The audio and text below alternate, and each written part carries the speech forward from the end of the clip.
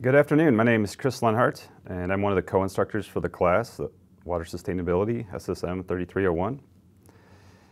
Yeah, and I'm also a research professor in the Department of Bioproducts and Biosystems Engineering. As well, I work with Nature Conservancy on ecological restoration projects in Minnesota and the Dakotas. Today we're going to talk to you about balancing ecosystem and human water needs. I'm going to be switching gears a little bit from some of the past classes, talking more about some of the ecological issues in rivers related to water quantity in the first part.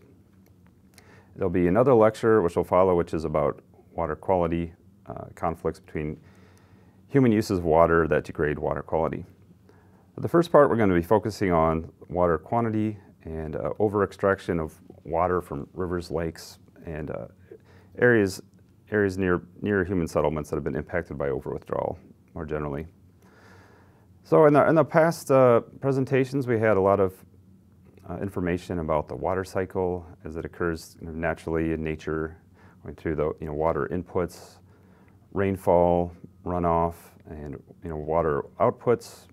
So things extracting water from a river or a lake, such as evaporation or direct pumping or extraction. And these uses of water for human needs create conflicts with the natural ecosystems that we have in the world. There are a lot of striking examples of water over-withdrawal. Some of the more common examples that you hear about, the Aral Sea was mentioned by Sandra Postel in week 1, where they had diverted water for irrigation and drained down most of the area of the Aral Sea over just the last few decades. The Dead Sea near Israel and Jordan is another striking example where the Dead Sea has dropped over 100 feet in past decades, mostly from diversion of water for irrigation and human uses. A more local example is a White Bear Lake in Minnesota, where recently the shoreline started receding. They found that was because of extraction of groundwater from nearby cities. Some other examples in rivers in the United States is that the Rio Grande River on the Texas-Mexico border is often dry. Some people locally call it the Rio Sand because it's dry much of the time. And that has been over-extracted for irrigation and other uses, so that there's not enough water for aquatic life in there for much of the year. The Colorado River, which we're going to talk about in more detail later in this slideshow, is also dry by the time it reaches the Mexico border much of the time. So most years the Colorado River doesn't make it to the Pacific Ocean anymore. So there's a lot of examples of our over-extraction of water resources having a negative impact on aquatic ecosystems. Which brings us to one of the key questions really in the class is, what is a sustainable level of water withdrawal in order to maintain the functions of these ecosystems? We obviously want to maintain these rivers, lakes, and seas for a variety of reasons, for not just for water use, but for aquatic life, recreation, flood control. There's a number of services and benefits these ecosystems provide. And at the same time, we need to be using water for drinking water, for irrigating agriculture. So it's a tough problem balancing these two needs on a global scale. And locally, we're going to look at these examples to try to show how some of that plays out. So you may remember from the earlier presentations, Diana Carwan talked about the water cycle a little bit. Another way of presenting that information is this water balance equation, shown below here, with this delta S, or this change of water storage, is equal to precipitation plus surface water inputs plus groundwater inputs minus evapotranspiration, or ET, minus the surface water outputs and groundwater outflows. That's basically a complicated way of saying that there's this balance between water flowing into the watershed, lake or river, and the water flowing out. The inflows are generally from rainfall, the P, and then the surface flow in, so runoff from the watershed, or tributary streams coming into the lake or river.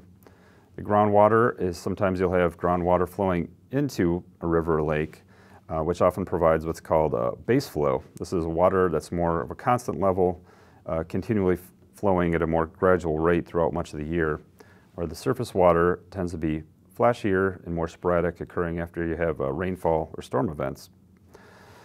So the water we have in rivers, and we'll focus on the rivers more for this slideshow. We're going to, with our examples on the Colorado River. So the river flow comes from both surface water and groundwater flow. So you can then cause problems with low flow and over extraction by either just literally pumping the surface water from the river like they do in the Colorado River and the Rio Grande. But it can also happen if you reduce the groundwater that's flowing into the river or lake. So that's what happened with the White Bear Lake, for example. They were overpumping the groundwater. Another way you could reduce the flow into your river is by increasing evapotranspiration. So that's the water that's being taken up by plants or by evaporation into the atmosphere. A good example of that is on the Colorado River. They built these huge reservoirs, Lake Mead and the Glen Canyon Dam created an impoundment where you have just massive amounts of evaporation occurring because you have these large lakes in the middle of the desert. So they increase the losses of water from ET, and so that's also contributed to less flow in the river. Yeah, so probably the most common way to over-withdraw water and create these conflicts between the humans and the aquatic ecosystem is from irrigation for agriculture. That's one of the most widespread uses of water, occurs worldwide. Everybody in arid or semi-arid areas need water for crops, and so they're extracting water from the river, and often this creates low flow conditions, especially during the dry times of the year. So, the U.S. would be late summer, fall. So you can create conditions that are too low for aquatic life to live, or they can block their movement. The fish aren't able to migrate upstream if the water levels are too low. It often creates poor water quality when the water level is that low, where you get high water temperatures and low dissolved oxygen, which is not good for most fish. So on the opposite spectrum of things, there's the increased runoff, which is kind of the opposite problem of low flow. So we get greater quantities of runoff from land development and agriculture, and this is widespread across the U.S. and the world. When you pave surfaces, it increases the amount of surface water runoff flowing into the river. We have things like agricultural drainage, which have increased the amount of subsurface flow in these shallow drainage pipes, carrying more water to our rivers and lakes, which typically degrades these aquatic environments because it creates erosion on the upland areas where you have flashier flow, and then it carries more nutrients and pollutants, which we're going to talk about here in later slides. And this next slide here is showing some of these benefits that rivers provide to us and to the ecosystem. There's a whole laundry list of these ecosystem services, as they're called more recently in the last decade or so. Rivers, of course, provide areas for fish to live and to spawn. They need areas for resting, feeding. They need a variety of different conditions, water depths, temperatures. They need pools and riffles to live, feed and spawn. And if you change the flow conditions, you can often change that so that the fish aren't able to thrive or are eliminated entirely. Rivers also support riparian plant growth, so things like cottonwoods and willows, which grow along rivers, which are important for a variety of reasons. Help stabilize stream banks. They help uptake nutrients.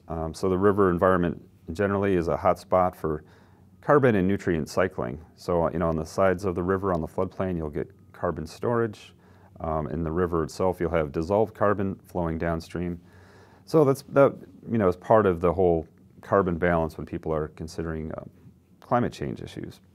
The nutrient cycling is one of the most important ones in Minnesota, and well, everywhere really, but in Minnesota we're particularly concerned about eutrophication, which is these excess algae blooms in lakes, and when you get excess nitrogen and phosphorus in the rivers, it can cause these algae blooms. So the rivers help to sort of regulate that, and they'll uptake some of those nutrients in the floodplain or flush them downstream.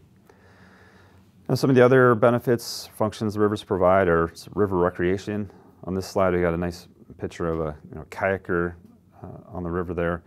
And, in Minnesota, a lot of people use rivers for canoeing and kayaking. water skiing, which I heard from a lot of the student introductions in the class. There was a lot of references to water recreation. So that's a huge benefit. Rivers like the St. Croix River in Minnesota, Mississippi, people use a lot for recreation. There's also flood storage and groundwater recharge. So on the sides of the river, many rivers will have floodplains. Not all rivers have a well-connected floodplain, but many rivers will have an area alongside the river that helps to store floodwater. If you block that off by levees or other means, you can reduce the flood storage capacity. You can alter the ability for groundwater to recharge. Those are all kind of negative impacts, either on the human services that are provided or to the aquatic ecosystem itself. Okay, so typically the most common problem in Minnesota and much of the Midwest is not so much low flow, but it's excessive runoff and river flow. And we've actually had a huge increase in many of our rivers' flows in the last few decades, especially in the southern and western part of Minnesota. And a lot of this is because of development in urban, suburban areas and land cover change in more rural areas, which often leads to increased runoff or subsurface drainage flow in farmland areas. In urban areas, it's led to a lot of erosion problems and excess loading of nutrients, which has led to a lot of efforts to control stormwater runoff. In urban areas, there's a lot more rules and regulations that require people to do stormwater ponds and things to manage that flow and decrease the impacts on downstream water bodies. In rural areas, it's less regulated, where you have primarily farmland or forest or natural areas. But there are a lot of efforts at farm management to try to reduce the amount of water coming off the farms, but also the nutrients coming off of there through things like tillage practices, which is plowing. So trying to reduce the tillage and do things like no-till or low-till, which reduces the nutrients and soil coming off the landscape and helps slow down the flow of water. There's a number of farm practices or agricultural best management practices, they often call them, or BMPs, which we'll talk about in the latter half of this slideshow. So when we're talking about altered flow in streams and rivers, what do we mean by that? So there's a number of ways this can occur, and it's not just the amount of water, but there's other factors that can negatively impact the aquatic life in streams. As we mentioned before, you can create too low flow for aquatic life, which raises temperatures often and can concentrate pollutants, so it makes conditions inhospitable for aquatic life in those rivers. But we can also change the conditions unfavorably by just changing the timing of the flow. So for example, a lot of rivers typically have flooding in the spring, but if you build huge impoundments on the river, you can change the timing, the magnitude of the high flows, which affects the things that live in the river, and may rely on those seasonal changes to carry out their life cycles.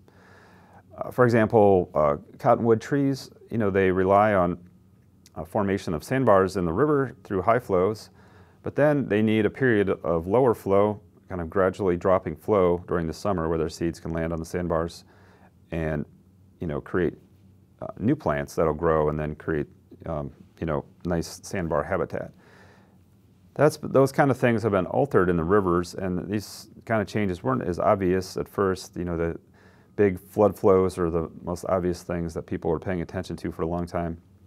But more recently, people started paying attention to these ecological issues, as I said, which are impacted by timing, duration of the flows, and the frequency of floods or low flow events are all important and impact how well things in the river can live and adapt to those changes. Typically in a river, the flow is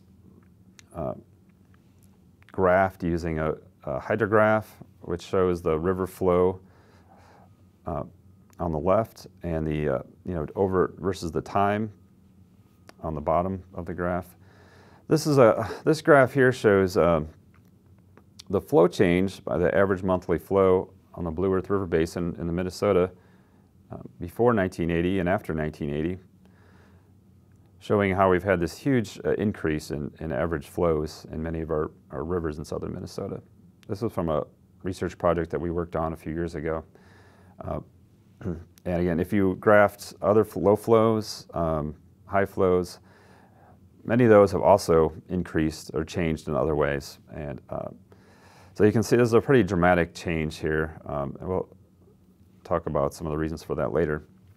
But just, yeah, in terms of the how that's usually expressed in units on the bottom of this chart here, it's often expressed in cubic meters per second, or in the US it's cubic feet per second, or CFS.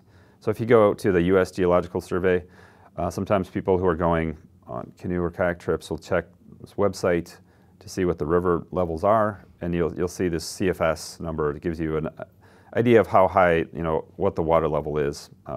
It's actually a measure of volume of water being carried over time, so it's not actual river height.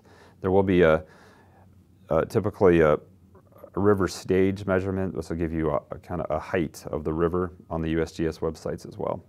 But in terms of the volume of flow, it's this discharge.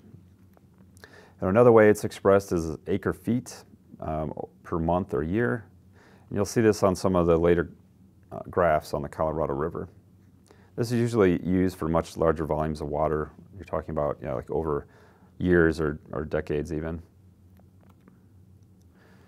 This chart here just breaks down the hydrographic components and gives a little more detail on that. What this graph here is actually showing is how urban development has often affected the flow of water into rivers. So the blue line is showing the urban development impact on flow. The green line is showing the pre-development hydrograph.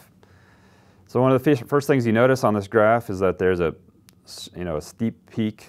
So the pavement will increase the velocity and the volume of flow, creating this high flood peak that occurs more rapidly, and then it'll drop down.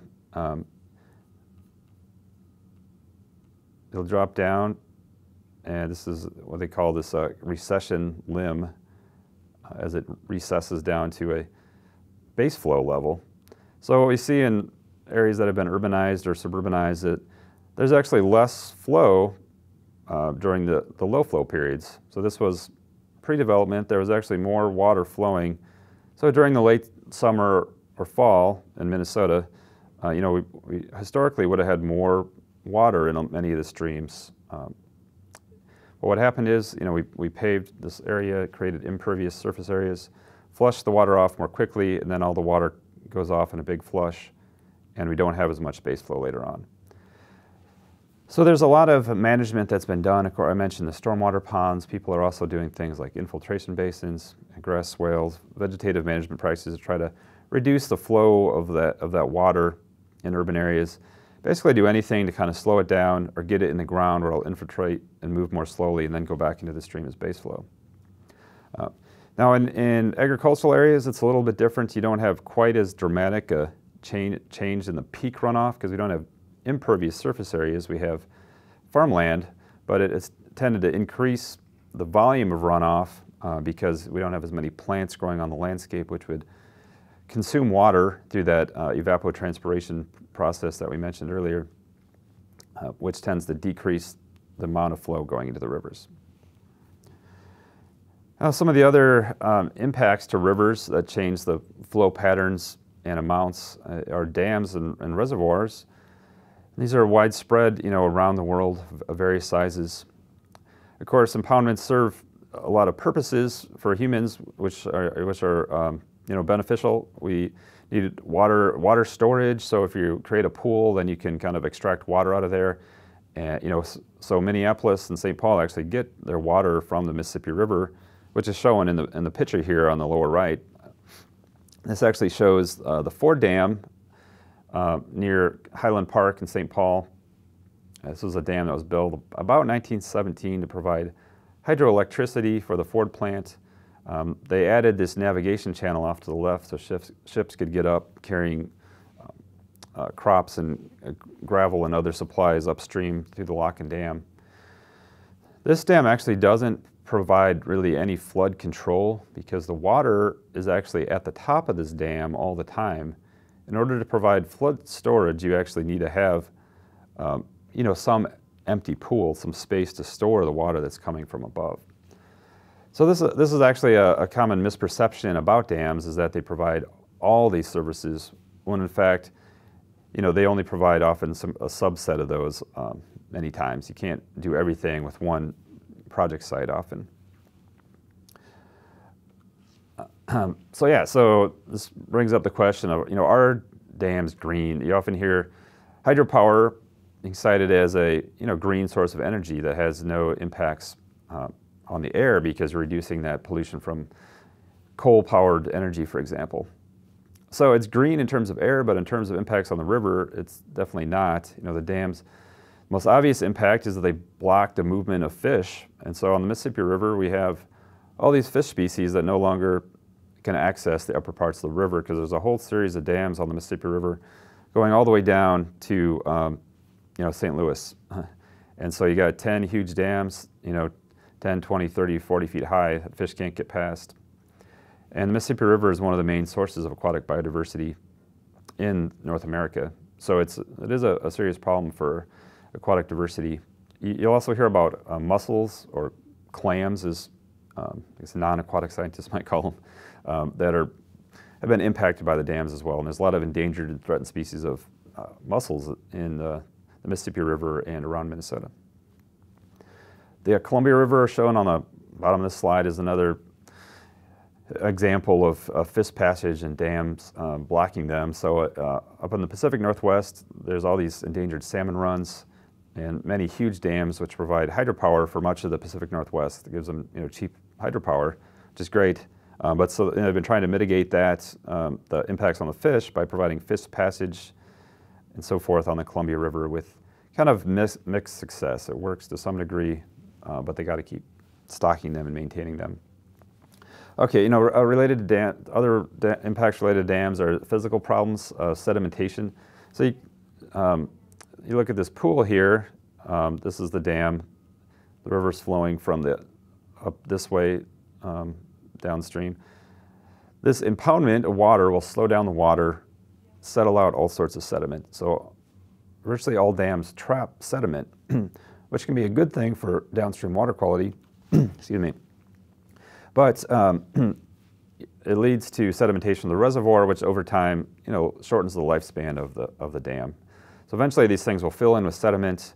There's a lot of dams in the U.S. right now that are being removed because they've mostly filled in with sediment or become unuseful or dangerous and expensive. And so people actually have been taking them out to improve the ecology, but also just for safety and maintenance reasons.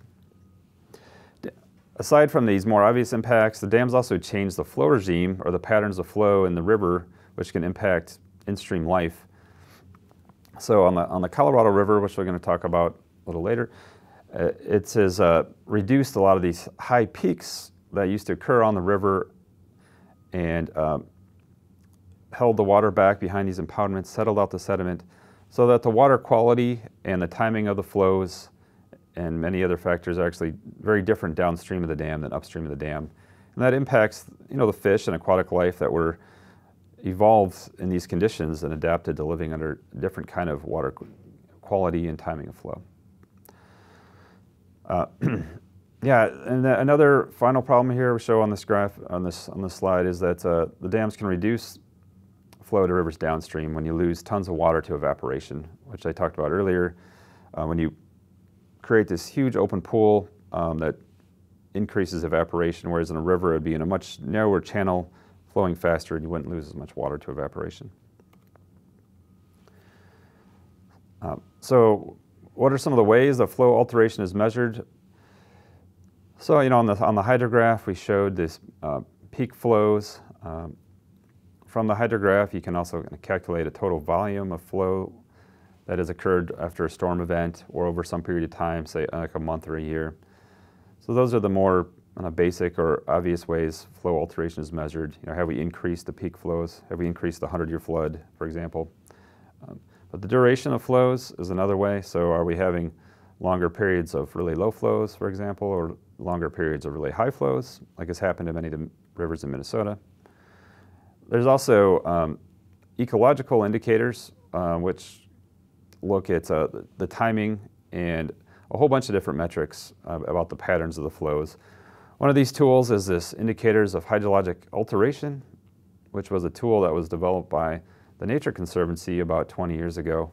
Brian Richter, in this paper from 1997, laid out this procedure. You can actually download this from the internet and compare a period of flow in the river before and after to see how it's changed in terms of these metrics we've talked about: volume, peak, duration, timing.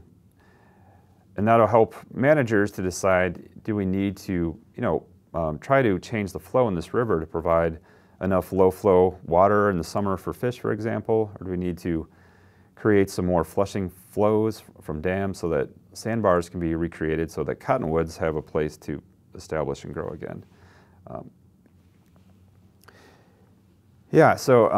And Richter also wrote this paper called How Much Water Does a River Need, which puts some of these concepts into more layman terms. But that is kind of what it comes down to in terms of looking at these ecological flows. A lot of times it comes down to, do we have enough water in there? Just more recently, people have started paying attention to these other issues like timing and duration of the flows. All right, so that was kind of the background to hydrologic alteration and river flows. I'm going to go through an example of the Colorado River, which is brought up a number of times in the class. Sandra Postel mentioned it in the very first talk. It'll come up again in a couple of the later talks. As we mentioned, the Colorado River no longer reaches the ocean in most years. The picture on the left shows the river kind of petering out as it reaches the Pacific Ocean. That area used to be a really vast delta wetland with lush green plant growth, say about in the early 1900s, before they built all the huge dams on the Colorado River, say like pre-1950.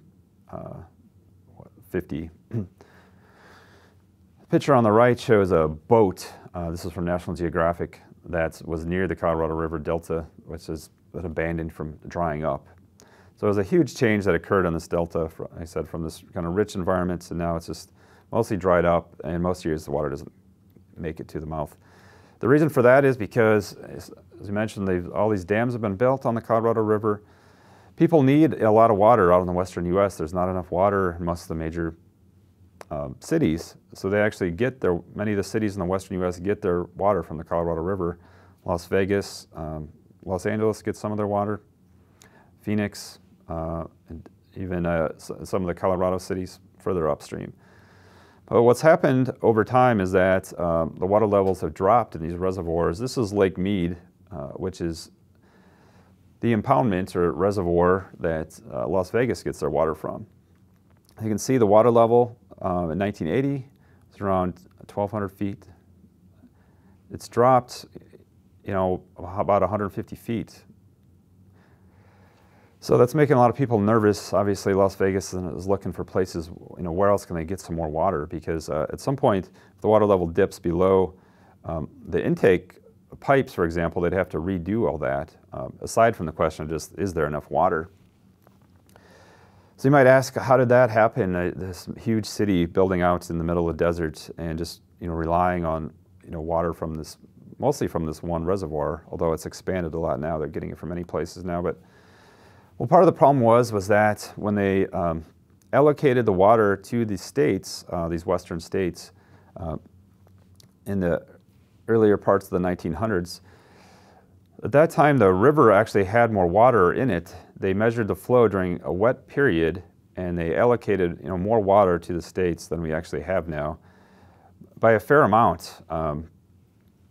And so now there's sort of a battle over who's going to get the water from the Colorado River, and it leads to basically withdrawing all of it by the time it gets to the Mexico border.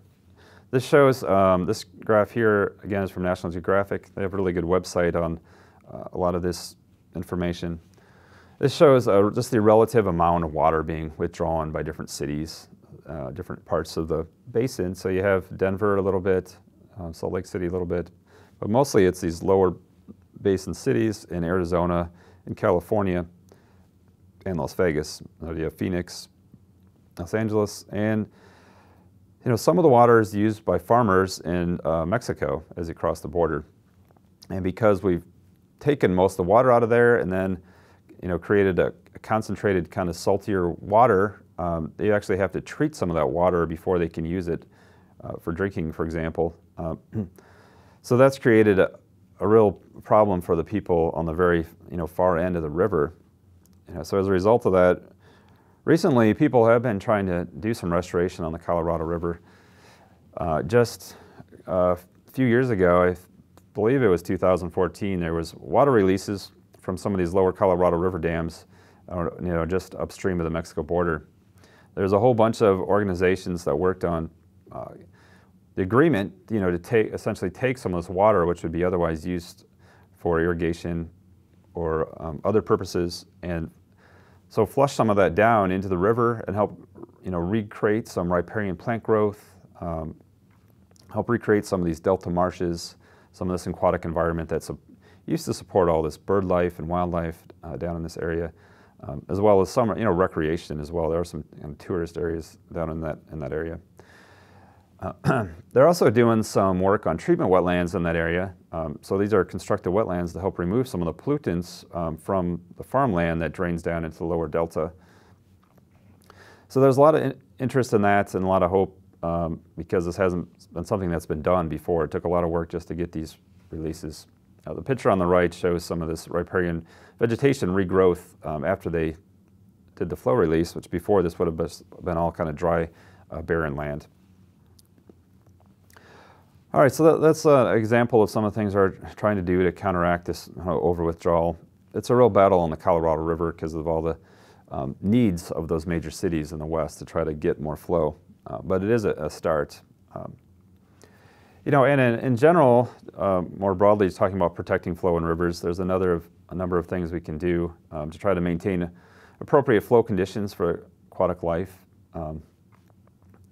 I mentioned earlier this cottonwood example.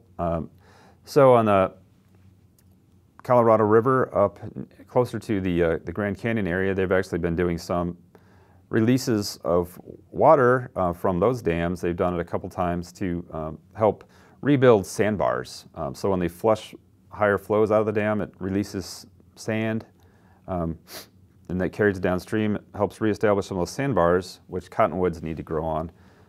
Also provides areas for the river rafters in the Colorado River to have their lunch on. That's another purpose of that.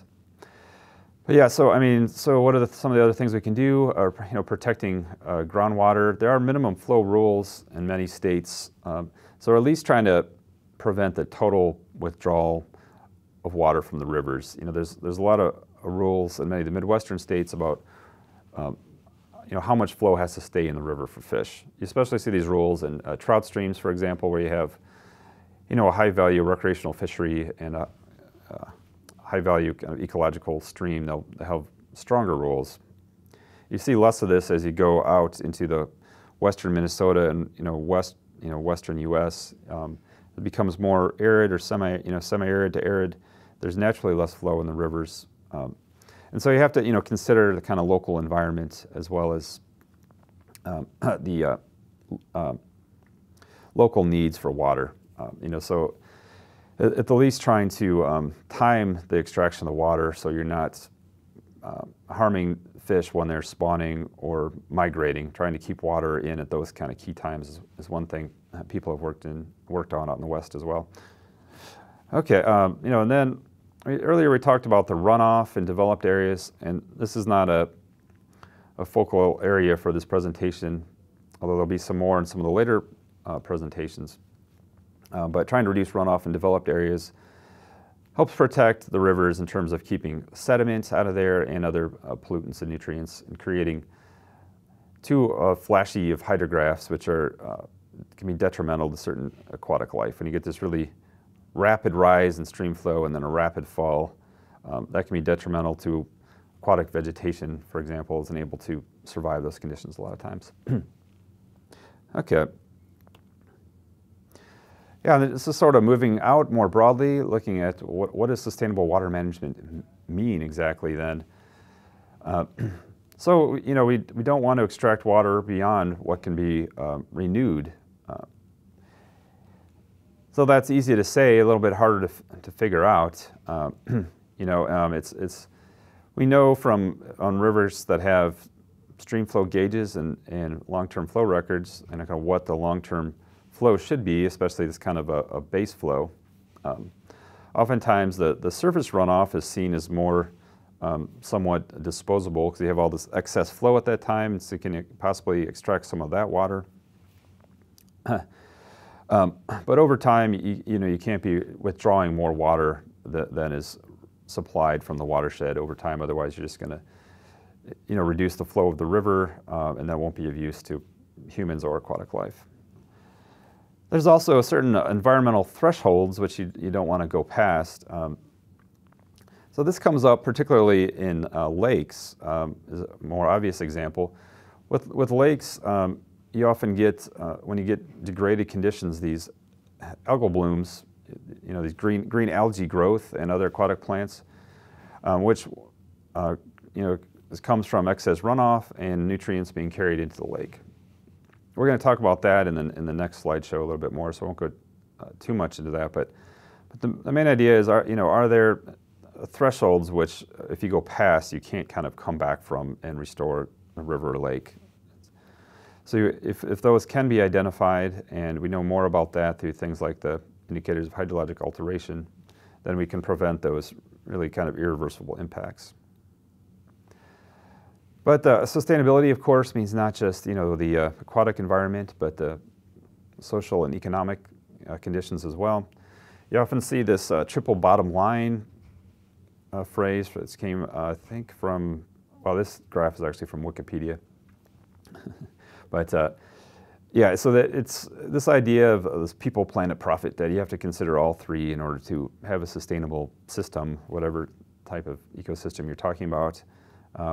So, in the context of rivers and lakes and trying to maintain water quality, the social issues are, you have to consider the local context and values. If you're trying to do management practices to reduce flow, or reduce runoff, or increase the base flow, you have to consider what kind of farming practices people are doing, whether these management practices fit in with, with their farming systems, with their values. As well as in urban areas, could you have management practices that people are willing to do, such as rain gardens, which have become very popular for reducing the flashiness of runoff off of urban properties. And then economics, of course, is a big part of it. You can talk about trying to restore the Colorado River, but how much is it going to cost to get that water back in there? Do you have to pay people to build alternative water systems? So the economics is a huge part of it. You got to consider all three of these in order to have sustainable water management solutions. And then just some of the other strategies for water conservation, which I list here, are grouped by, in this green box, are showing management of agricultural areas, the green indicating plant management or crop management kind of practices. On the right, in the blue box, which sometimes you hear this term blue water or green water. So the blue water practices on the right are surface water management practices that we can do to reduce the loss of water and manage the water more efficiently. All right, so go back to the start of the slide here on the left. In agricultural areas, we can do things like drip irrigation to reduce the use of water in irrigation. This is huge in places like Israel, where they've really adopted this. So instead of spraying the water up into the air where you have evaporation, the drip irrigation reduces water losses. You can select crops that use water more efficiently. They're not water hogs. They have numbers called crop coefficients developed by the United Nations Food and Agriculture Organization that describe water use. So you're thinking about your local environmental conditions and what kind of crops make the most sense and are going to use water when it's available, so you don't have to be watering them. Say, for example, when the natural river levels would be low, trying to avoid having to pump water out during those times. and growing crops that are appropriate to the climate. So are they adapted to drought, or say if you're in the Andes Mountains, are they adapted to high altitude, colder conditions, or shorter growing season? All right, so there's a number of those types of things that can be done. And we point these out because typically agriculture is the biggest user of water when you look at the overall numbers in the United States. And it's true even in the Colorado River Basin, where you have all those cities extracting water, but there's also all this crop growth in very dry parts of the world that you wouldn't expect, and they actually use a lot of that water out there as well. In terms of the blue water management, we can build our reservoirs more smartly to try to reduce evaporation loss, or not build them in places that are prone to that in the first place. We're not really building a lot of large dams in the U.S. anymore. There's small ones for flood control or sediment control. So it's more the management of the reservoirs at this point out in the U.S. Other things we can do, water harvest and local water collection. So you can, use rain barrels, or for farmers, more small little reservoirs that collect local water and maybe might impact the local area, but they're not going to use up as much total water as these less efficient large reservoirs or other systems. You tend to reduce the water losses when you collect water locally and distribute it locally for irrigation, because you don't have as much exposure of water to evaporation or loss through pipes or seeping into the ground. And then, as I mentioned, there's also issues with timing of water use to protect low flows. So not extracting the water during the low flow times of the year when the fish are most at risk. All right, so yeah, in conclusions, there's a lot of conflicts between ecosystems and humans for water needs. We need water for drinking water, for agriculture, and it's inevitable that conflicts are going to arise between them. The management today is surface water dominated, so a lot of our solutions are thinking about just where do we get more water, how do we get more water to supply our needs. There probably needs to be more focus on water conservation and some of these green water management practices that we talked about with crops and other ways of just reducing water use. Some of the example conflicts we talked about, there's these low flows issues, ultra-flow impacts on river ecology, and the dams, which have altered river ecosystems in a number of ways. Okay, yeah, and there's also a number of things that you can do about it, and we'll try to, on your own personal level, and we'll try to bring those up throughout the semester. We'll have a little bit more on that on the next presentation. But thanks for your attention, and that's all I have for this one. We'll continue this topic with section 2 on the water quality. Thanks.